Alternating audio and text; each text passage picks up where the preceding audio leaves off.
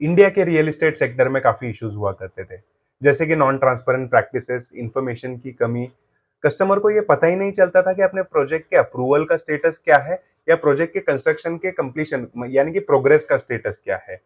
इन सब इश्यूज को ओवरकम करने के लिए गवर्नमेंट ऑफ इंडिया ने 2016 में रेरा को एनैक्ट किया। नमस्कार दोस्तों, मेरा नाम है शुभम। तो आज की इस वीडियो में जानते हैं हम रेरा के बारे में। रेरा चाहता है कि कोई भी रियल एस्टेट प्रोजेक्ट का सेल्स एक इफेक्टिव और ट्रांसपेरेंट मैनर में हो, जिससे कस्टमर का रियल एस्टेट सेक्टर में इंटरेस्ट बरकरार रहे और एक ऐसा डिसीजन लेने वाला मैकेनिज्म बनाए जो कोई भी डिस्प्यूट तुरंत एड्रेस करे। अब जानते हैं रेरा में प्रोजेक्ट के रजिस्ट्रेशन के बारे में। रेरा में ये 4 केसेस रजिस्ट्रेशन से एक्सक्लूड कर दिए गए हैं। अगर कोई प्रोजेक्ट का total land parcel 500 square metre से कम हो, या हर फेजेस मिला के 8 से कम यूनिट्स प्रोजेक्ट में अवेलेबल हो, या प्रोजेक्ट का कंप्लीशन सर्टिफिकेट रेरा एक्ट आने से पहले आया हो, या कोई ऐसा प्रोजेक्ट जिसका रीडेवलपमेंट हो रहा है और जिसमें कोई सेल्स और परचेस हो ही नहीं रहा है। ये 4 केसेस छोड़ के हर प्रोजेक्ट रेरा में रजिस्टर करना कंपलसरी है। अगर कोई डेवलपर प्रोजेक्ट रजिस्ट्रेशन में फेल होते हैं और विदाउट रजिस्ट्रेशन एडवर्टीजमेंट करते हैं, तो उन्हें पेनल्टी लग सकती है, which can be 10% of the total estimated cost of the project. RERA में रियल एस्टेट प्रोजेक्ट के साथ साथ रियल एस्टेट एजेंट का रजिस्ट्रेशन भी उतना ही जरूरी है। अगर कोई real estate agent without registration अपनी प्रैक्टिस करता है या कोई प्रोजेक्ट का एडवर्टीजमेंट करता है, तो उन्हें पेनल्टी लग सकती है जो पर डे 10,000 तक जा सकती है। अब जानते हैं रेरा में बताए गए कुछ फाइनेंशियल डिसिप्लिन के बारे में।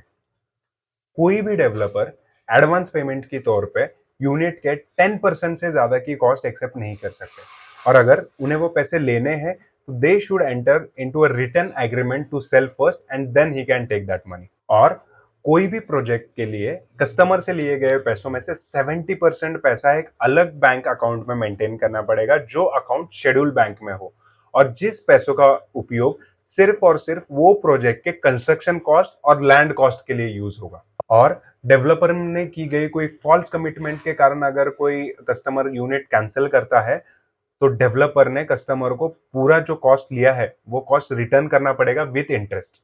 और जो प्रोजेक्ट का बैंक अकाउंट है वो कंटिन्यूअसली ऑडिट होता रहेगा और फाइनेंशियल ईयर की कॉपी रेरा को सबमिट करनी पड़ेगी। ऐसी भी प्रोविजन है कि अगर कोई डेवलपर से नॉन कंप्लायंस होता है, तो वो प्रोजेक्ट का बैंक अकाउंट रेरा फ्रीज कर सकती है या डेवलपर के अगेंस्ट कोई स्ट्रिक्ट फाइनेंशियल एक्शंस ले सकती है।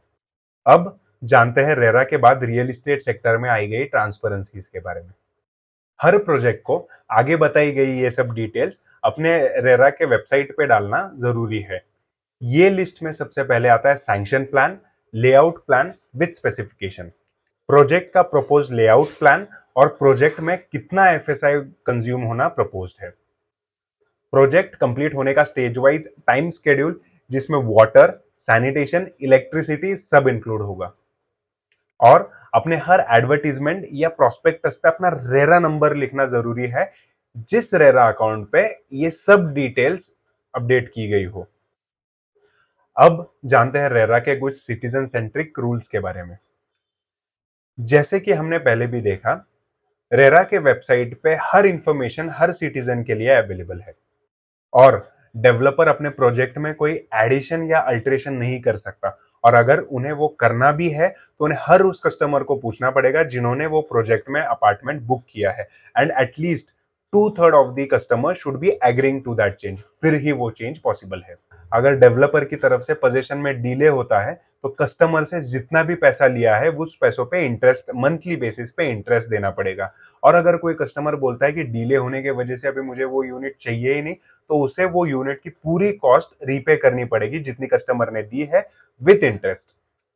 और प्रोजेक्ट में 51% यूनिट्स बुक होने के बाद 3 महीने के अंदर अंदर एक लीगल कोऑपरेटिव हाउसिंग सोसाइटी का फॉर्मेशन करना कंपलसरी है, और ऑक्यूपेंसी सर्टिफिकेट मिलने के बाद 3 महीने के अंदर अंदर अलॉटीज के फेवर में कन्वेंस डीड का एग्जीक्यूशन करना कंपलसरी है। अब जानते हैं कंप्लेंट फाइलिंग के बारे में। अगर किसी को कोई इशू फेस होता है, तो वो प्रोजेक्ट के अगेंस्ट रेरा को कंप्लेंट कर सकता है। रेरा अथॉरिटी एक एडजुडिकेटिंग मैकेनिज्म तैयार करेगी, जो मैकेनिज्म ऐसे कोई कंप्लेंट्स का स्पीडीली रीएड्रेसल करे, और अगर फिर भी वो कंप्लेंट रेरा से एड्रेस नहीं होती है, तो वो कंप्लेंट अपीलेट ट्राइब्यूनल के सामने वो रख सकते हैं।